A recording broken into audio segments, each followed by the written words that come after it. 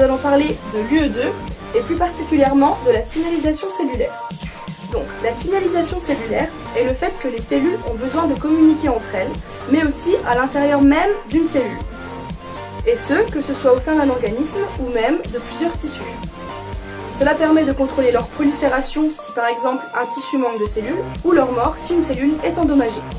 Alors, durant l'étape 1, une cellule messagère, ici notée cellule numéro 1, va sécréter un médiateur qui peut être soluble ou non soluble, qu'on peut aussi appeler ligand. Ce médiateur va ensuite se lier à un récepteur présent sur la cellule numéro 2 ou cellule réceptrice. Le médiateur va ensuite rentrer à l'intérieur de la cellule, c'est ce qu'on appelle la transduction du signal. Une fois ce signal à l'intérieur de la cellule, on va avoir des réactions en cascade qui vont passer par un transfert physique du signal, une amplification, une distribution, puis une modulation. Enfin, des molécules vont ensuite rentrer par un port nucléaire dans le noyau qui va se terminer par l'étape 4, la transcription des gènes et donc une synthèse protéique. On peut aussi avoir des signaux courte distance qui fonctionnent alors sans sécrétion et qui dépendent uniquement du contact cellule-cellule et qui marchent donc par le biais de jonctions cytoplasmiques entre deux cellules. Les différents types de signalisation cellulaire sont la signalisation endocrine, paracrine, autocrine ou neuronale qu'on peut aussi appeler synaptique.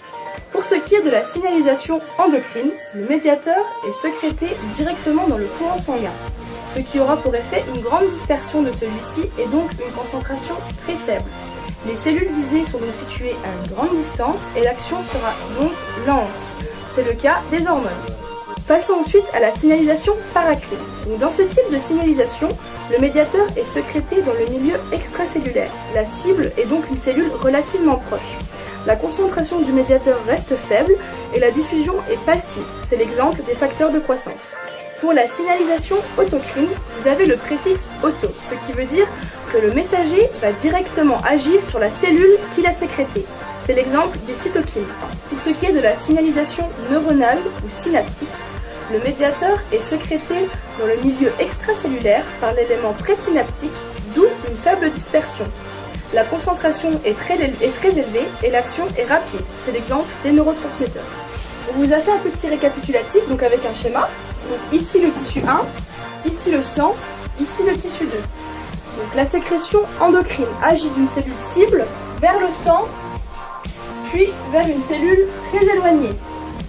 La sécrétion paracrine agit dans le milieu extracellulaire vers une cible proche.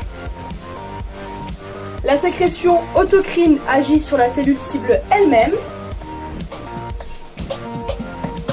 Enfin, la sécrétion neuronale agit entre deux neurones, de l'élément présynaptique vers un autre neurone.